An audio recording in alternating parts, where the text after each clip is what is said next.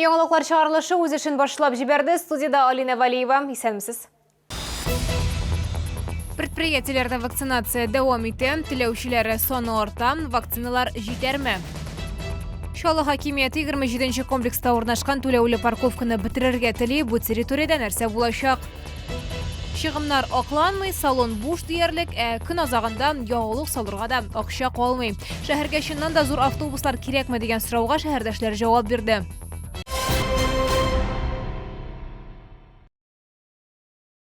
Татарстанда яшәүче тагын 49 кешедә COVID-19 диагнозы расланды. Чаллыда коронавирусның 5 яңа очрагы теркәлде. Соңгы мәгълүматларны Республика оператив штабы хәбәр итте. Шулай итеп, 11 мартка Татарстан буенча барлыгы 18534 авыру очрагы теркәлгән. Аларның 15171 терелгән, 53 узган тәүлектә.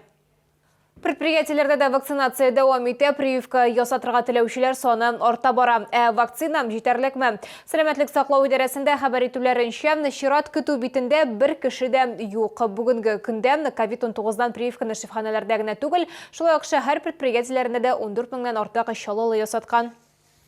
Наталья Новикова прививка ясатырга икенче тапкыр килгән. Аның сүзләренчә, беренче вакцинаны ул тискәре нәтиҗәләрсез яхшы кичергән. Аның графигы тыгыз, шифаханәгә бару өчен һәр вакытта да вакыт табып булмый.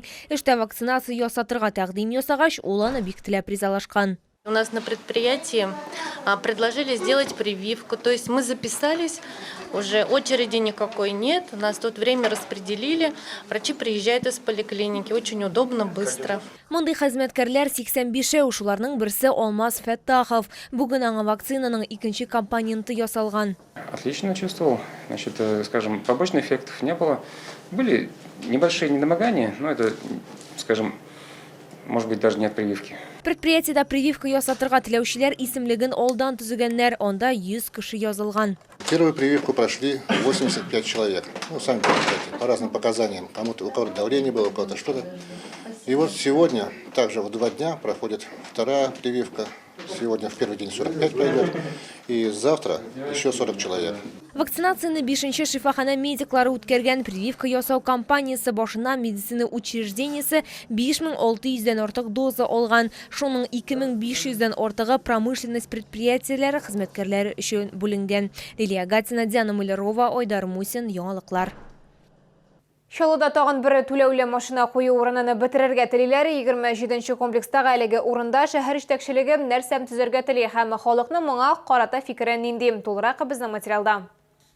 Түләүле машина кую урынында 47 машина урыны бар. Аларның барысы да арендага алынган дип белдерде 27-дә 14 йорты ишек алдында урнашкан кулланучылар җәмгыяте рәисе. Парковка 1995 елдан бирле эшли һәм ихтыяҗ аңа һәр вакыт булган. В 2015 году нам договор не продлили, объясняя тем, что сейчас новый закон, где если не предусмотрено капитальное строение, значит продлять по 5 лет не будем. То есть вы арендовали эту землю у города, да? Да, но эта стоянка стоит уже 35 лет. Вы понимаете, все люди довольны. Никому не мешаем абсолютно. Дома далеко, загазованности нет. Чаллы башкарма комитеты территорияны азат итүне таләп итә. Бирдә безнең ишегалды программасы кысаларында бушлай машина урыннары булдыру планлаштырыла. Земельный участок был предоставлен под автостоянку без права капитальной застройки. В связи с истечением срока договор аренды был расторгнут. Исполнительный комитет потребовал освободить земельный участок, однако бывший арендодатель отказался, поэтому мы обратились с соответствующим иском в суд. Шәһәр җитәкчелегенең игелекле ниятьләренә карамастан чаллылар түләүле парковканы бетерүгә каршы. Машина кую урыныннан файдаланучылар да, автомобильләрен анда куймаучылар да шундый фикердә тора. Ну здесь же удобно. Некоторым тут вот инвалиды есть, живут. Вот ему куда ставить? Но вы сами пользуетесь этим? Пользовались когда-нибудь? Нет, я здесь недавно, 1,5 года вот живу только. Ну вы считаете, что она нужна, да? Что не надо ее? Ну конечно. Очень нужна. Вы вот когда уберете стоянку, куда машины ставить? Не будут охранять, будет бардак. Вы же сами понимаете, нет хозяина, будет бардак. Оплата символическая, зато порядок. И снег почистили, и присмотрят, и все остальное. на каком основании они ее решили убрать, кому она помешала. То все равно уход и смотрят за ними, а бесплатно будет, я представляю, что тут будет. Даже если забор убрать и поставить видеокамеры, это ни о чем. В любое время человек подошел, и все это, естественно, все, что ему нужно, он сделал. И ушел, и никакая камера не спасет. Однозначно. Вот поэтому я за то, чтобы как было, так и должно быть. Түләүле машина урынына үз урынында калырмы, яисә бирдә бушлай парковка булдырылырмы, моны хәзер суд хәл итәчәк. Лилия Гатина, Валерия Новожилова, Сергей Вильданов, Яңалыклар. Зур автобуслар керекме соң? Шәһәрнең пассажир ташучылары шундый сорау алдында калган. Чыгымнар акланмый, салоннар буш, көн азагында транспортка ягулык салырга да акча юк. Шәһәрдәшләребез бу уңайдан ни уйлый һәм шәһәр җитәкчелеге транспорт проблемасын ничек хәл итәргә планлаштыра? Хәбәрчебез материалында. Которые маленькие автобусы, они уже надоели, ноги не умещаются, люди расходиться не могут.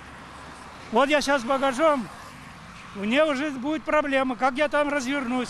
Күп кеше сыйдырышлы маршрут автобуслары җитешми дип зарлана чалылар. Ел башыннан 9 зур автобус йөри башласа да, бу да хәлне яхшыртмаган. Аеруча Мәләкәс Аръяга микрорайонда яшәүчеләр интегә.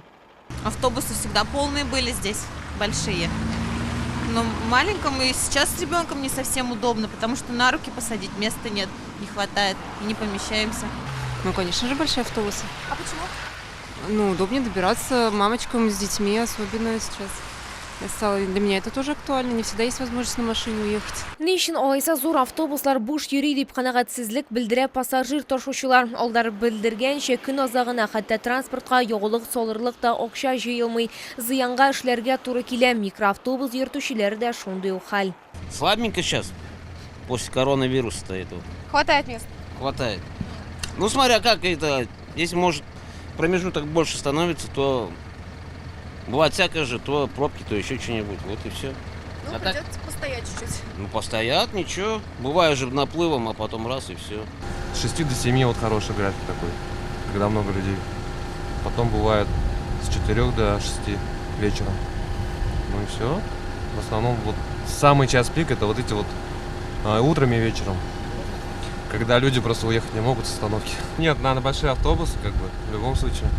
Чалы пассажир ташучылары зур автобуслар файдасына аз кеше сыйдырышлы маршрут транспорты сонын киметү турында уйлый башлаган. Алар сүзләренчә, бу җәмәгать транспортының зыянга эшләү проблемасын хәл итүнең бердән-бер чарасы. Ләкин моның тискәре яклары да бар. Пассажирлар ташу җәмгыяте генераль директоры Николай Тятюшкин белдергәнчә, шәһәрдәшләребезгә автобусларны 30-40 минут көтәргә туры киләчәк. Лилия Гатина, Диана Малярова, Александр Кощеев, Яңалыклар. Бу сезгә ишкерәсе соңгы мәгълүматыбыз иде. Мин Алина Валиева, сезнең белән бүгенгә сау булашам, исән сау булыгыз.